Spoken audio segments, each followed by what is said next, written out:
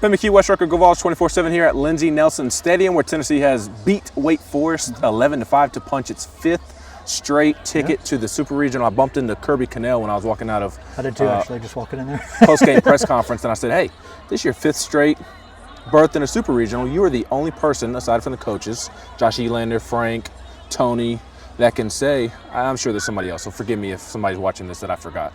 But you're the only person other than the obvious ones that can say that, which is pretty cool. And a fellow lefty that he did not play with, but helped him get the job done. Liam Doyle coming in and closing the game out. Tennessee's offense broke out early on before Liam came in to set up the opportunity, so maybe we'll start there instead of Liam.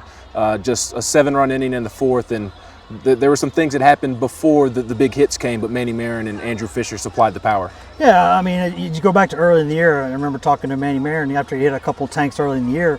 It's like, at your size, how are you generating that? He was like, I'm not a big guy, man. I know what I weigh. It's bat speed. And you know what? He had enough bat speed to the right part of the yard in a big spot. And there were some things that happened before that, obviously.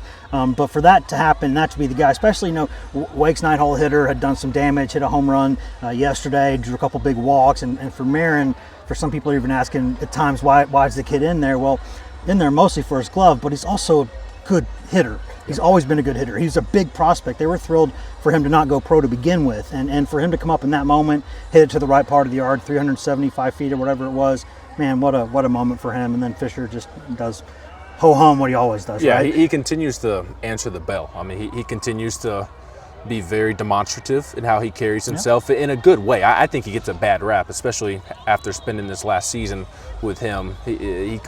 People think he's some cocky, arrogant prick, and he's far from it. He's just very confident in himself, which you have to be as a baseball player.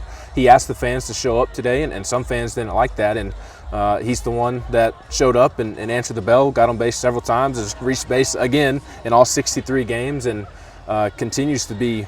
I think he's the most underrated player in the SEC, or excuse me, in the country. I don't think enough people outside of Knoxville are talking about him. Yeah, the reason for him not even being a Golden Spike semifinalist, that's pretty wild, because I cannot imagine there are guys, many guys you'd rather, you'd probably put him near the bottom of the list of guys you want to face in any spot. And for me, I kind of tie things together and think that, listen, like Liam Doyle and Andrew Fisher came to Tennessee for a reason. They said point blank period, they left a good program to come to this program because they wanted a better winning culture and they wanted to win, and they wanted to win this time of year. And for them to come in this game with everything on the line and a lot of people ready to throw a lot of stuff on them if it didn't go right, they got it done. And Fisher hit another tank. I think he's second or third nationally in tanks now. And then Doyle taking the ball on short rest against not that this matters, but against a team that a Tennessee pitcher a couple years ago left because there would be times where he wouldn't want the baseball. And for Russell and him to both go want the ball, I mean, these guys came to Tennessee and playing to games like this. And this is not the season as a team that they've wanted at times. But look, here they are, 2 wins from Omaha. Yeah, they are. And the culture and leadership has been questioned at times throughout the course of the season. And I think today speaks volumes of where the culture actually is. A.J. Russell and Liam Doyle, who are about to be top 50, top 75 picks together, and put that on the back burner and pitched for their team. So obviously kudos to them. And I think you have to tip your hat to Tennessee. A really clean baseball game today from start to finish. Yeah, I mean, it's a baseball game, so nothing ever goes quite the way you want, right? A couple guys don't get a hit in spot, throw goes a little higher, a little low. I mean, that there has never been and never will be a perfect baseball game. But clean baseball, just something resembling clean baseball, was always what this team just has just needed. It's like, there's been so many times this year, Ben, where they're getting in their own way to a point where you're like, I don't know exactly how good they are because they have to get out of their way to show that. And they showed it enough tonight. They still made some mistakes, but they made a lot more plays. And they beat, I don't care what rankings say, that's a very good baseball team with a lot of arms that are going to make a lot of money playing this game. That lefty closer they've got, one of them, just a nasty splitter. They got good, top 8 nationally in home runs again. One of the best baseball coaches in the country. Shouldn't have said what he said tonight, but, good baseball coach. And, hey, I mean, that's a good team, and to beat them in the postseason, You got to go. It gets harder from here, but a hell of a week. Yeah, it is, and now it sets up as I'm once again attacked by a bug here. Sorry, I think this thing's a little crooked anyway. We're having a really good night so far. It looks good enough to me.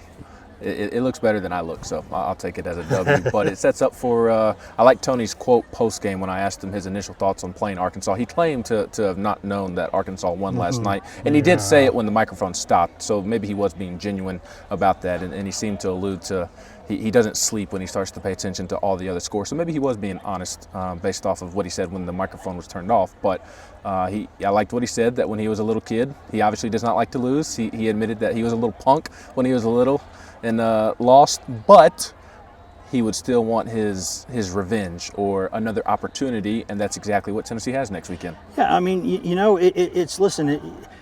baseball is a game where you have to play well enough to get to the thing, and then you got to. Much more important is how you play when you get to the thing, right? I mean, with the Tennessee baseball team, this would be a conversation forever. With the 22 team and the 24 team, which team was actually better, right? I mean, the 22 team had the best regular season maybe that's ever happened, right? Or certainly with scouts, multiple scouts telling me, telling other people, I'm sure telling you, it's the best college baseball team they'd ever seen.